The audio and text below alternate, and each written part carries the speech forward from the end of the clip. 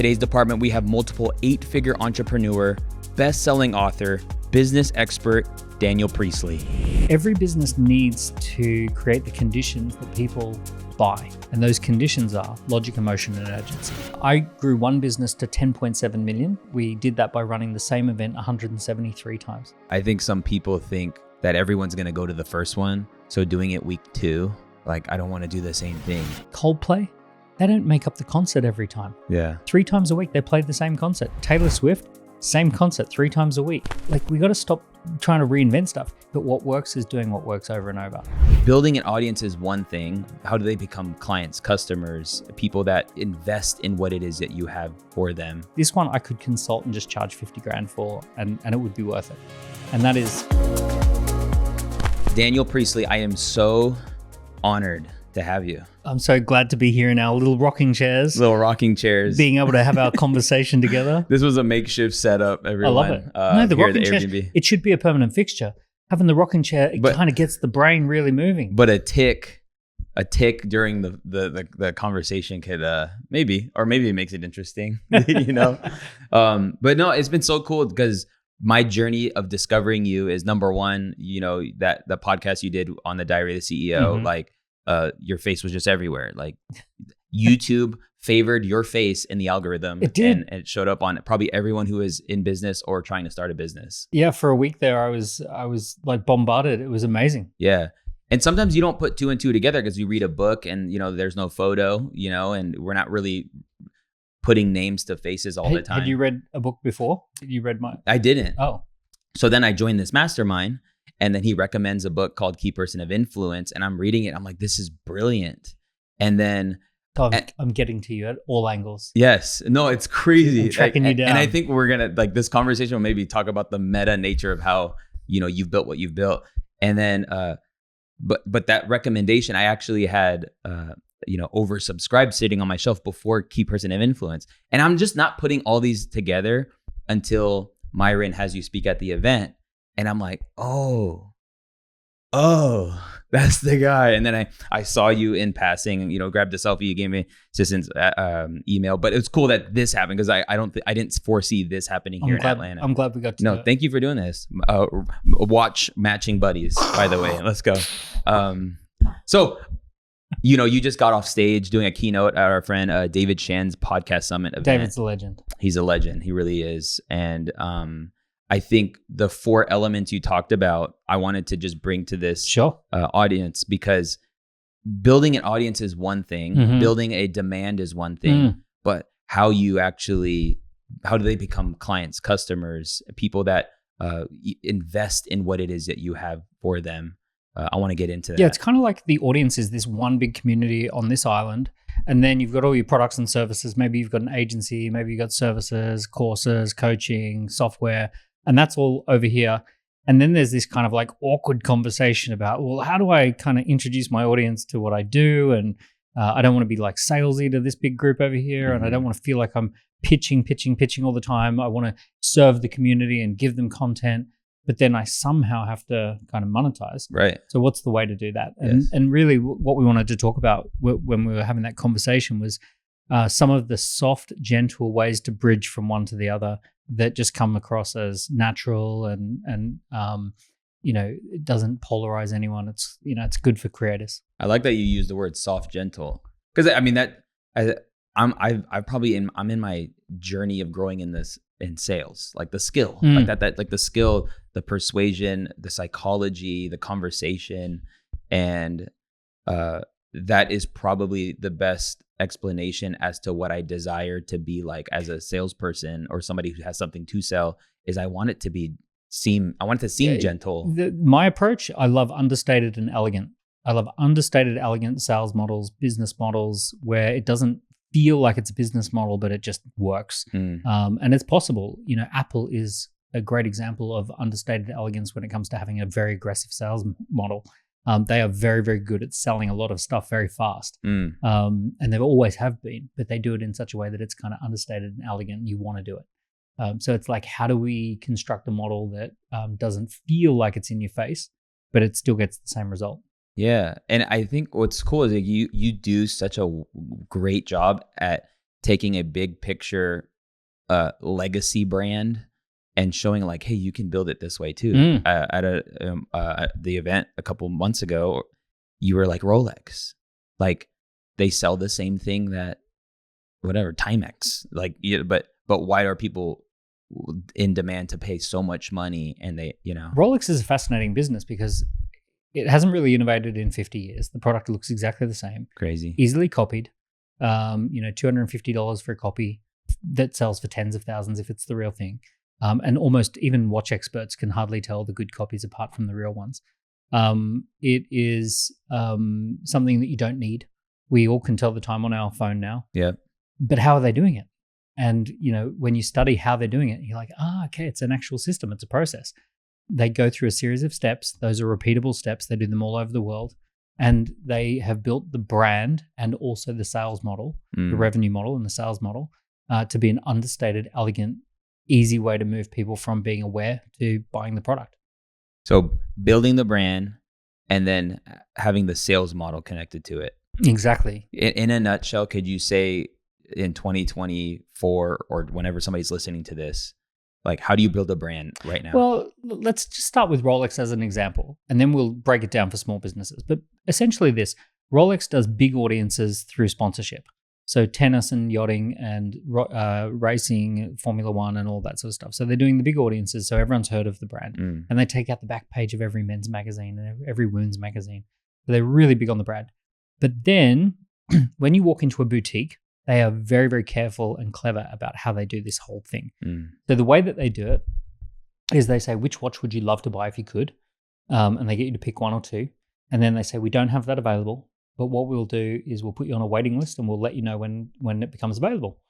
They typically give you a call about 3 to 6 months in and they say, good news and bad news. The bad news is I can't get you the watch at the moment. But the good news is you have moved further up on the waiting list and you're closer to the top of the waiting list.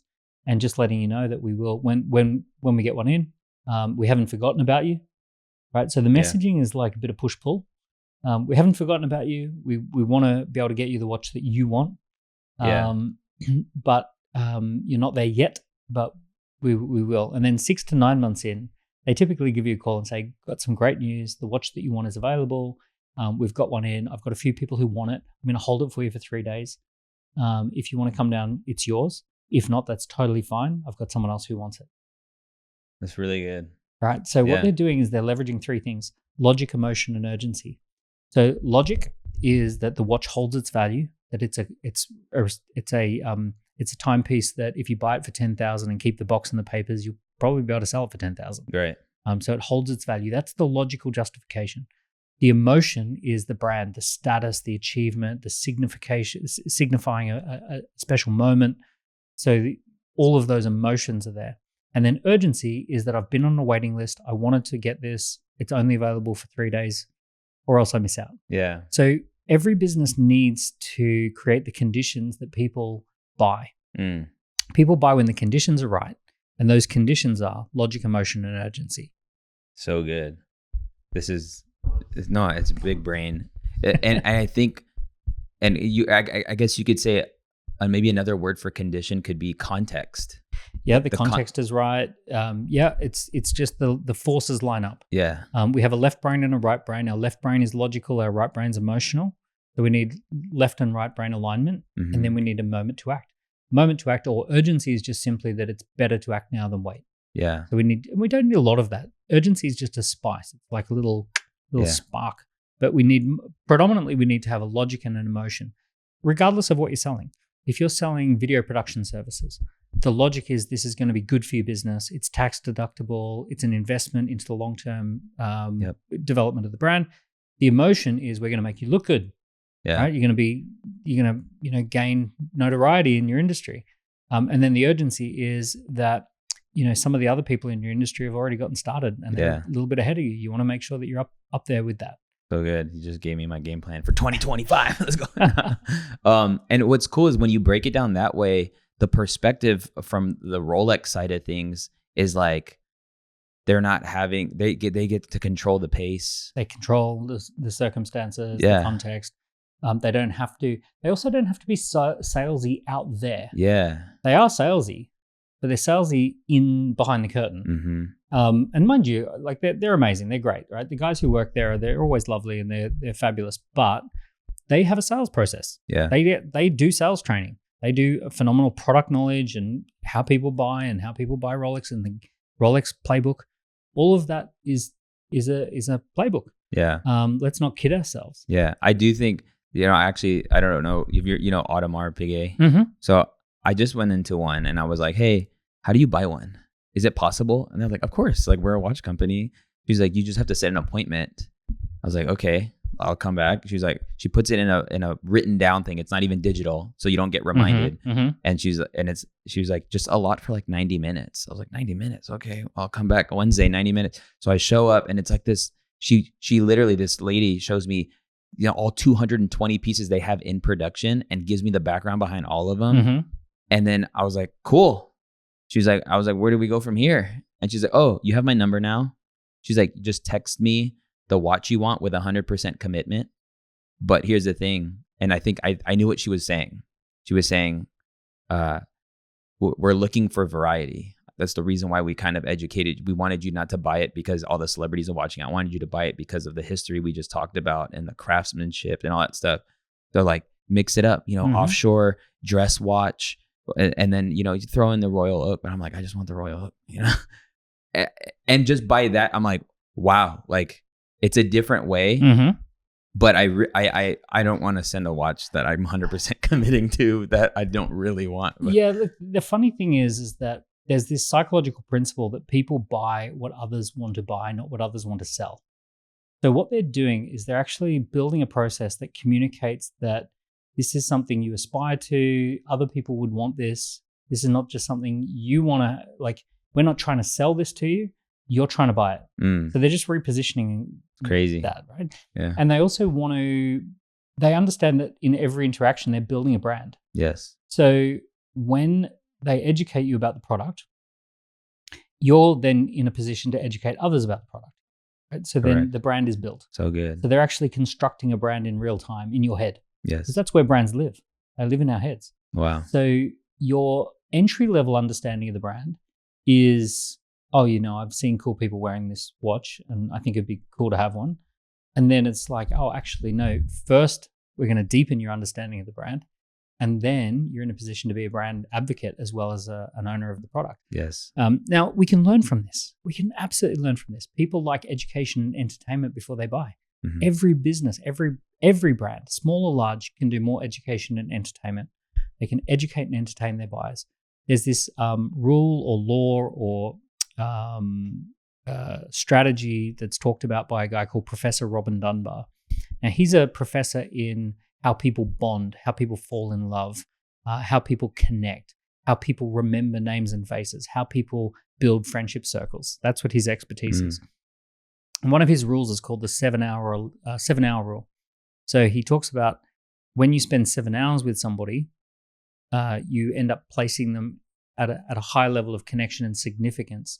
So there's this kind of amplifier effect at the 7-hour mark. So if you imagine that you've got a wide group of people that you know their name and face, and then people you've spent 7 hours with, you call them friends or you call them close acquaintances. So one of the things that I look at when I'm building any business or any brand is I look at, have we got 7 hours worth of content available? Wow. Like, That's can good. we do a 7-hour run? Yes. So if I'm looking at someone's business and I say, look, I Google you, I look at Amazon, I look at YouTube, and I go, there's just not a lot of stuff here. We're not even in a position to scale. We can't do it yet. So we have to build the 7 hours worth of content so that we are in a position to scale at some point. Hey, question for you. What would your business look like if it got the attention that it deserved? You probably wouldn't even have a business problem. Most people don't have a business problem. They have an awareness problem. This is why you're invited to join me on the next Content to Cash Challenge that is coming up. In 5 days, you're gonna be getting the system that I have implemented in my business that's allowed me to be a part-time 7-figure entrepreneur. Yes, because I built my personal brand online, it's opened up opportunity. More importantly, it's given me more time to spend with my family and my community. The link to join this challenge is down in the description below, and I want to encourage you to take the VIP experience where I'll be doing 1 hour of Q&A every day of the challenge, and nowhere else do I avail myself in this capacity. And so I hope to see you on the Content to Cash Challenge coming up. And then you also talked about, when I saw you, about the same kind of idea, but in a restaurant, that like a restaurant that has people waiting outside is better than a restaurant that could house unlimited, everyone. Yeah. So this is about the idea of protecting the experience for the customer. Yes. So you've got to recognize that you're in the business of leaving people feeling delighted. Every business is in the same business. And the business is that no matter what you paid, right, or what we did for you, you feel delighted to the extent that you would definitely do it again and you'd recommend others do the same thing. We're all in that business.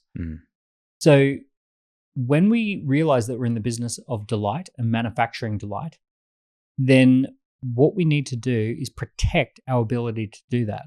So if I've got a restaurant and it's got 50 tables, 50 chairs, right? 50 settings. If I know that when it's full with 50, everyone's delighted. But if I start cramming in 60, 70, 80 people, no one's delighted. The team don't like it. The chefs don't like it. The people in the restaurant don't like it. No one's having a good experience. From that lens, we know that my capacity went from 50 happy customers to 0 happy customers. I destroyed my capacity. Wow. So you're better off making people wait outside and telling them the reason that we do that is to protect the experience when you're inside. So when you do finally get into this restaurant, it'll be a great experience because we protect it. That's really good. Now, everyone can, once again, any business can use that principle. Yeah. Yeah. You know what? Also, who else can use this principle? And I actually think maybe you haven't spoken into it, are churches. I'm one of the pastors at a church, and we're experiencing incredible growth. And what we now the thing is, though, with churches, we have to accommodate it. We have to do our best to accommodate even when the auditorium can't fit.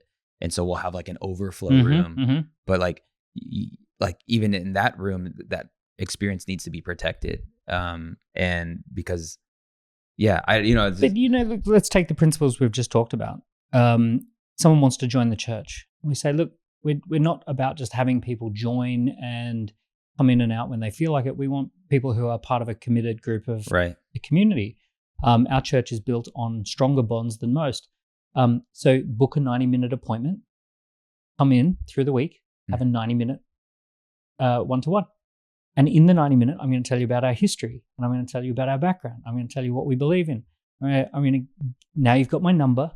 Text me when you want to come down. I'm going to welcome you in for your first session. Treat it like an AP experience. Dude, so good. You could even put people on a waiting list. You could say, our church gets pretty full, and we want to onboard you in the right way. So the first thing you do is join the waiting list. And then once you're on the waiting list, we then make a time to do it properly. Yeah. So I love it. I love it. Though. The truth is, I actually have a number of churches that use the oversubscribed principles and the KPI principles. So I get that. I get those messages quite a bit. That's so cool. Okay, so we're from the church to cash. You're saying, so now we built that brand. People know more about what it is we do, what we're about. You talked about the 4 ways of turning them into customers and clients. So let's say you've got an audience and you want to do an elegant, understated way to generate clients. So the first way is a waiting list. We just talked about it. So never promoting that you've got something to sell. Promote the waiting list that there's something going to be available in the future. So good. So we're going to be launching a new software product. If you're interested in being part of the beta group, join the waiting list.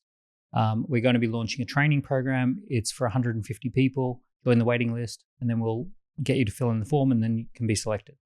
So waiting list first. There's something about telling your audience that something's available, but it's not available. It's behind a waiting list that just keeps it elegant and understated. Right? Rather than I'm pushing this on you, I'm just saying if you're interested, you can register. But it doesn't mean you will actually get the thing. Yes. So a waiting list is number one. Would you say that's probably better than just joining a newsletter? Oh yeah. Yeah. Okay. Newsletter is basically giving a business permission to send me education and entertainment. Yes. Right. Saying, yeah, I want to be educated and entertained by you, But ultimately, I'm still in the driver's seat. Mm-hmm. I'll unsubscribe if you're no good. Yeah. A waiting list is a little bit different. It's like, hey, I'm really interested in what you're up to, and I'm waiting. I'm waiting for it to come. I'm waiting for more. Elon Musk is famous for waiting lists. He loves doing waiting lists. Cybertruck waiting list. I think they did like 100 million with a waiting list. They did. They did 100 million of $100 deposits. Right. Yeah. And they took that and then got funding. Yeah. The crazy. And they built the factory for the Cybertruck. So he's always a big one for waiting lists. You can't buy a Roadster. You can join the waiting list for a Roadster. Mm-hmm. You know, so waiting list is a good one. Number 2 is a discussion group. Okay. So you launch the discussion group before you launch the thing, or you launch the discussion group for the thing. Now, this goes into a little bit of marketing geekery. So I'll just go into a little bit of theory here. But there are 2 types of buyers or potential buyers. There are people who are what's called problem aware, people who are solution aware. Mm-hmm. So if I stand in front of a big audience and I say, who here right this minute is, like in the last few days or weeks, you've been searching for a CrossFit gym, that you want to join CrossFit, no hands go up. If I say, who here is less than 100% satisfied with your current level of fitness and you'd love to do something about it, everyone's hands go up. Yes. So this is the difference between solution, CrossFit, or problem, I'm not 100% satisfied. So good. So one of the most powerful things to do is, rather than launch a solution, launch a discussion group that relates to the problem. So it's a discussion group around the problem. Wow. Yeah. And the way you do it is just, would you like to improve broad thing? Join the discussion group. If you want to improve your video quality. Because people will never say, my fitness sucks. They'll say, I'd like to improve my fitness. Mm-hmm. My relationship sucks. I'd like to improve my relationship. Wow. Right? So you just say, would you like to improve thing, broad thing? If so, we're running a discussion group on how you can improve that. And inside the discussion group, you can discuss the problem and then introduce the solution.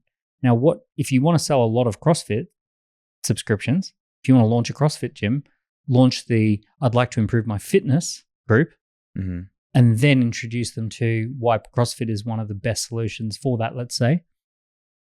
And then you start with a big group, and then you can discuss that as a particular solution. It's really good. And the maybe way of saying that now would be just like a school community, a Facebook community. Yeah, Facebook, even WhatsApp. WhatsApp is like, it's on everyone's number one screen on their phone. Mm-hmm. It's very good at messaging you. You've got permissions on.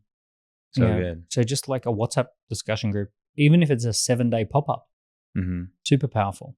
Dang, it's crazy because it's like these aren't archaic. They're principles that you teach that I think we overlook because we're always looking for the new trend. But there are things that have just worked. These are just how humans behave and have behaved forever. Yeah. Yeah. So waiting list discussion group. Number 3 is called an introduction event. An introduction event is an introduction to blank, and it's a live event, and you join the introduction event. It's an hour, and it just introduces people to the stuff that you know. So an introduction to scaling church attendance. All right. I'm going to tell you the 5 principles that we've learned. Yep. This. An introduction to weight loss, the 5 principles of weight loss. An introduction to better relationships, the 5 principles of better relationships. An introduction to building a personal brand, scaling a business, hiring a salesperson, whatever it is that you do. You got to remember that if you've been doing this for years, it's like a fish that's always been swimming in water. You just forget what water is. But for someone who's getting into the water for the first time, it's a very new experience.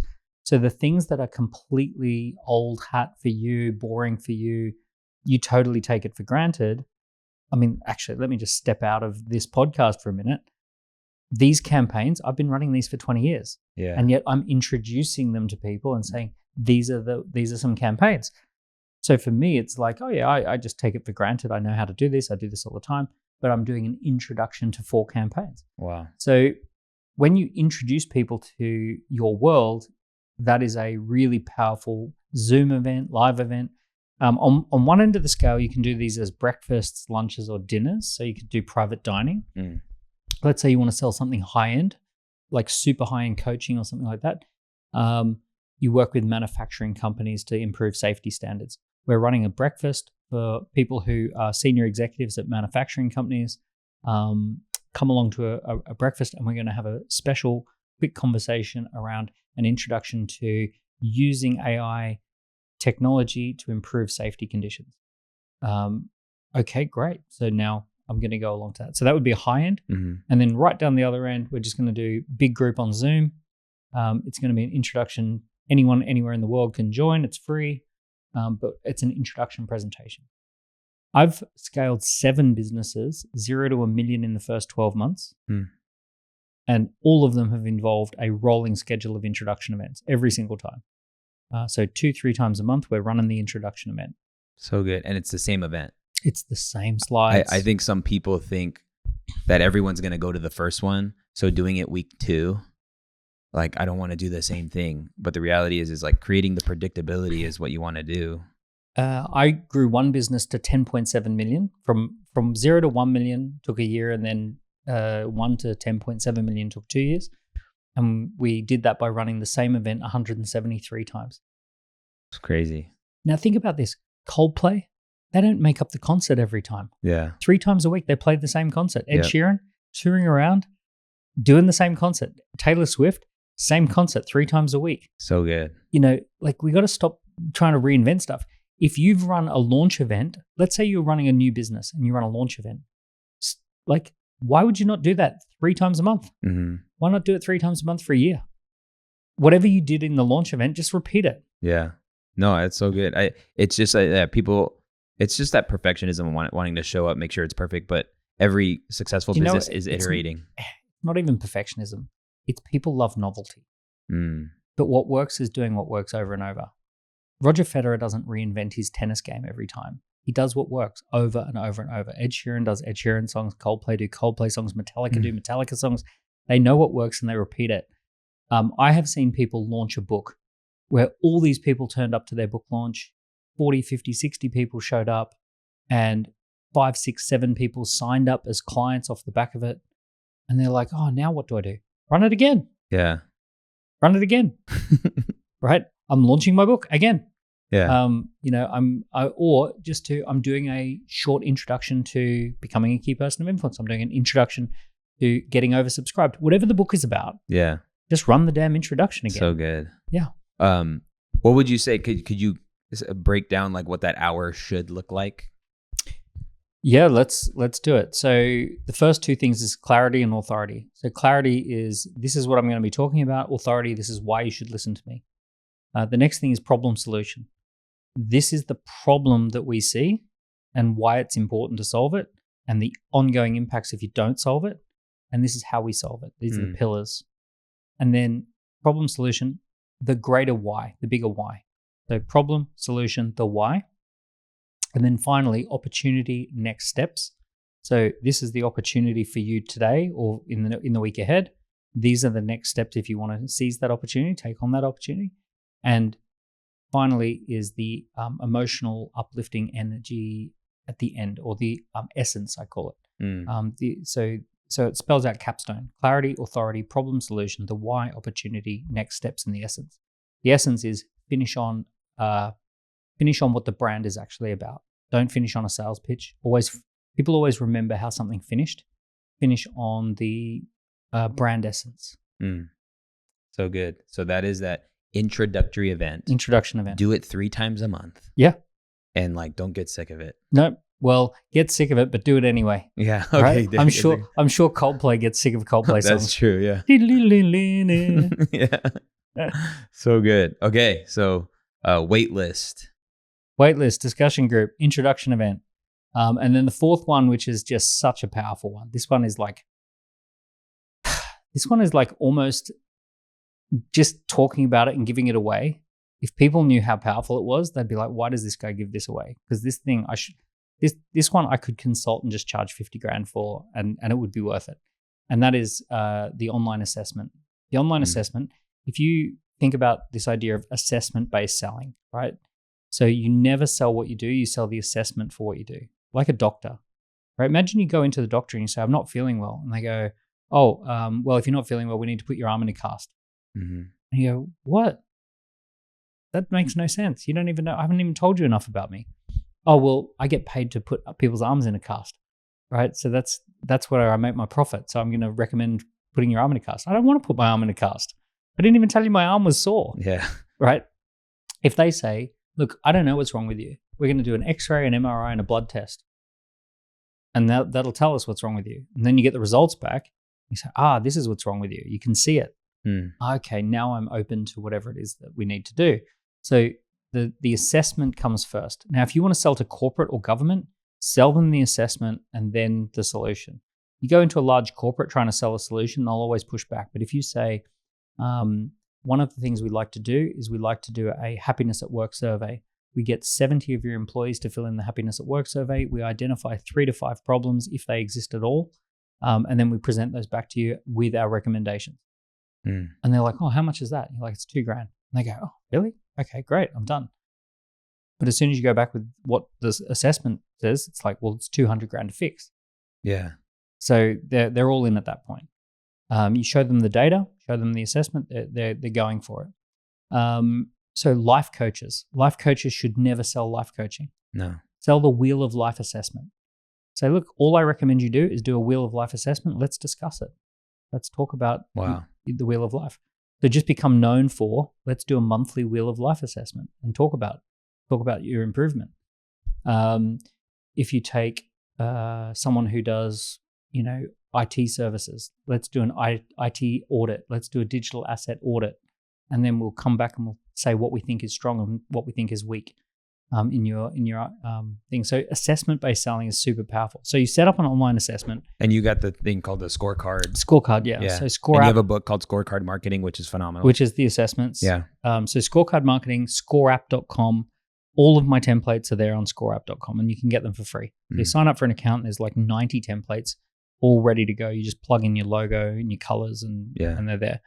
So scoreapp.com, the assessment, are you ready to blank? Are you ready to scale? Are you ready to get a better relationship? Are you ready to start dating? Are you ready to enroll in university? Are you ready to do an MBA? Are you ready to improve cybersecurity? So good. Right? So build your personal brand. Are you ready to blank? Yep. So powerful. Answer 10 questions and find out.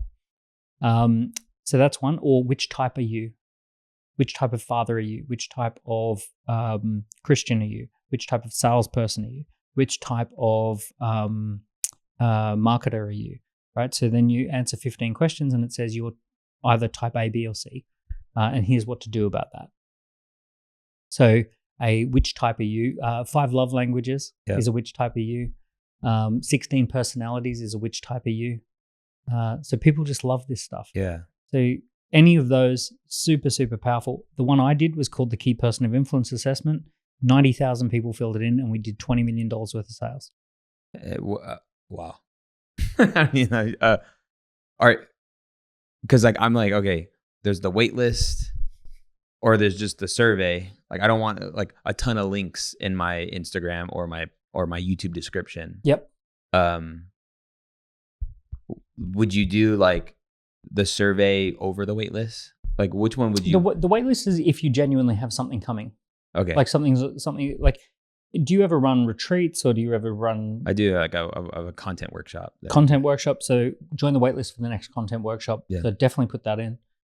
That's way more powerful. You put all the information about why a content workshop is incredible, but you can't register for it. You can only join the wait list for it. Mm-hmm.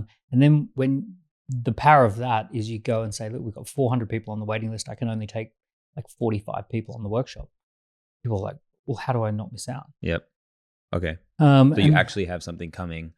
The survey. The scorecard is like an evergreen one. Yep. So this is like your content score. So answer 15 questions to find your content marketing score.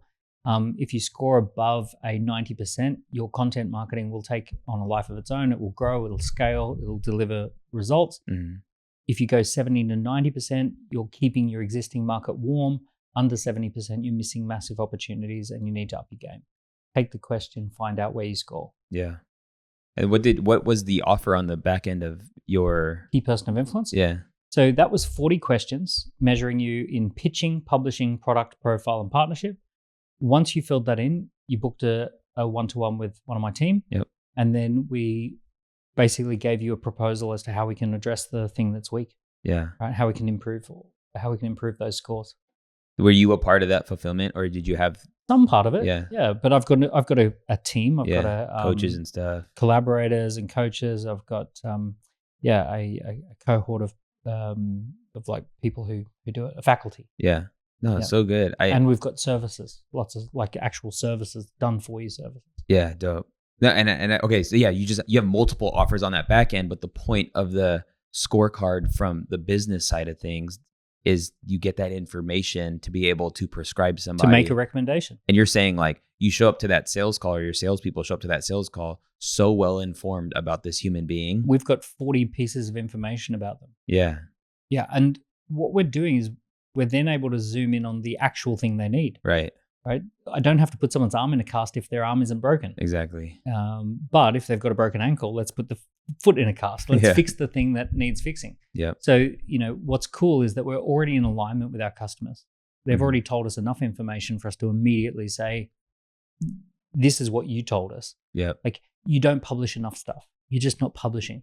How about we get you a publishing strategy? Let's get you a book deal. Let's get you set up with an agency that can do a publishing schedule. We can interview you once a month and then put that into a publishing schedule. Get this stuff going so that you're not missing that opportunity, which you told us is the opportunity that is the the biggest gap. Yeah. So I like that. I'm like, here's what my brain's doing. It's categorizing how you would love to help people and like the various different verticals that a person would need help based on how you like generally helping them. And then actually coming up with offers for each of those verticals. Yeah. That's pretty much what you did. Yeah. Right? So like you scaled to 20 million because you had an offer for every pain point. Yeah. Basically. Yeah. How do you not get overwhelmed by offering so many offers? You just have a team. Okay. It's funny. If I look at a business that has 1,000 employees, I'm like, damn, how do they organize that many people? People look at me with 150, people on the team, right. and they're like, oh, okay, how do I do that? I remember what it was like having 15 people or 5 people, and always it looks complicated at the next level, and it's like, you just build a bigger team. Yeah. What have you learned building a team to 150? I've learned that you can learn a lot from the Army. Mm. So the Army has 2-person scout teams, 4-person fire teams, 8-person squads, platoons, and then companies and battalions. So the Army's done hundreds of years worth of research into this, and they've tried everything. So I just do the exact same thing the Army does with my teams now. I go 2, 4, 8, 30, right? So like we go 2, 4, 8, 30, 150.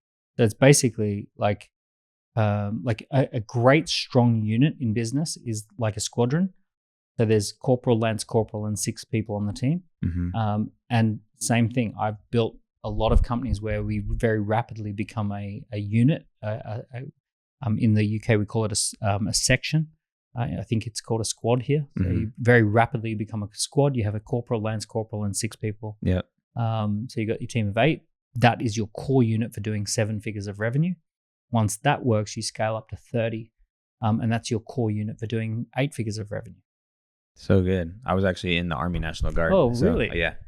But the way you've just equated it to business and how it's the breeding ground for a certain, financial revenue goal is like really cool. So like when I've got an idea, I put a 2-person scout team on that idea, and I put 2 people on it, and I say, can we sell it? Can we build it? Can we sell it? Can we deliver it? And then come back. And then we do a 4-person fire team to run a launch campaign, and then an 8-person squad, and then platoon. So good. Yeah, you can learn a lot from the military. Yeah, no, 100. I mean, it's been foundational because I did ROTC at UNLV, became an officer, and just the leadership skills too, like situational awareness. Your bearing, like how people view you is so important. All those things, like even in a room. I'd love to know, like, when did you know you were like someone to pursue your thoughts? Like, you're a thought leader, and it seems like you've put a lot of work, even just when you talk, the P's, the frameworks, the scorecards. Yeah. I would like to know like how when that clicked for you. Well, the answer is when it clicked was around 2009-10. Okay. I started blogging and putting stuff on this like couple of platforms that I was on. I joined Twitter, started tweeting. So it was around that time I became really kind of aware that you could publish content without a filter and you kind of needed to have a bit of a theme of this. I published some stuff around the Obama 08 campaign where I talked about how his Obama Everywhere campaign was really showing businesses how to structure a personal brand led campaign. Wow. And that really took off. And I talked about this idea of positioning as a key person of influence and essentially what we can learn from that campaign. I believe that presidential elections are always like the Formula One of marketing. You see things that are like, because it's such an aggressive, big budget and intense campaign, that you see things that, you know, it's kind of like Formula One. You see the aggressive strategies that they're trying to, put into winning. So I'm always paying attention without the politics, without the emotion around politics. I'm just paying attention to what they're doing. So in 2016, it was data analytics. It's all about data. It was about hyper personalization, hyper targeting, breaking things up into little grids. And now they're freaking out, worried about the influence of AI. Yeah. Right. So they're not necessarily trying to do AI, but they were worried about what AI can do. Yeah. So that's telling me that's what we're in right now. Yeah. So good. What are you wanting to figure out now? What am I wanting to figure out? I mean, I just enjoy the times that we're in. I think we're living in incredible times. I'll tell you what I'm trying to figure out right now. I've got 3 little kids, and the whole schooling system was designed for the industrial age, and the industrial age is well and truly over. And I don't know what to teach them going into this AI age. Yeah. Like I've got hunches, but what do you teach kids? Because the schooling system as it currently stands teaches kids to be a large language model. It teaches them that if I prompt you, you're going to hallucinate the right answer. Now, when that exists as a product and it's free, then it's like, well, we have to flip that and say the kid is not the LLM, the kid is the prompter. Right. So how do you become a critical thinker who knows what to ask as opposed to someone who can be asked and knows how to respond? So good. Yeah, I'm trying to figure out how do you raise kids? No, it's crazy because like I remember, I feel like the only goal when I was growing up in school was to just become a brilliant, or not even brilliant, but like phenomenal at memorizing things. Memorizing stuff. And only for the test. And only for the test. Although I still have some weird stuff memorized. Yeah. I still know that in 1932 there was a court case called the Snail and the Ale, and that was like a landmark case for contract law.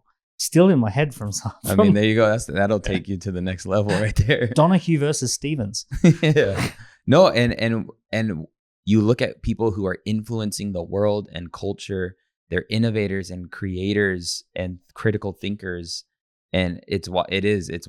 It's like, I have a 5.5-year-old and a 6-month-year-old, but our daughter, we actually pulled her out. She was at a phenomenal school, and like her watching me do the thing. I mean, my phone's over there, but she's sending me like selfie videos of July 4th because they're in Utah, like they were doing fireworks. She's like, look, Pop, like she knows how to show the phone and like what she's doing, and I actually like it. So maybe there's some parents who are like, no, dude, the screens, but I'm like, really hard balance. Yeah, it really and is. I can understand both sides. Yeah, right. But that's cool. I love that. I love that you'll come up with a framework and like we'll find out how to raise our kids. ChatGPT. Maybe I'll just ask ChatGPT. Yeah. Dude, I appreciate you. Where can people find you? I'll link up your books and stuff. But thank you. Yeah. LinkedIn. I'm quite active on LinkedIn, so follow me there. X or Twitter, Instagram. Those are sort of some of the places where I post regularly. Yeah. I'm also recently I've been posting like a 10-minute video every single week on YouTube. Yeah. I'm not sure how long I'll keep doing that for, but there's an archive all this year of like 10-minute videos on this, and this. Mhm. So you can run down the YouTube rabbit hole if you want to. Yeah, it's good. Is that the Key Person of Influence channel? Yeah. How come you don't just call it Daniel Priestley? Because I've got 8 different companies. Mm. So I am probably going to build the Daniel Priestley channel. Yeah. But I kind of want people to show up to see me at that particular brand. Okay. So like, you know, there's a Score App channel as well. Okay. And I'm quite active on that one. Yeah. So what I'm doing is trying to transfer a bit of brand equity into those channels. There will come a point where those businesses may be sold or independently valuable. You're thinking because the key man risk. Yeah, so I'm trying to essentially build that as a destination. Yes. And then we bring in other personalities as well. Yes, that's so good. Dude, great. All right, we'll link it up and I appreciate you. Thank you for making this happen. This was a dream. Honestly. This was great. Thank you. Cheers.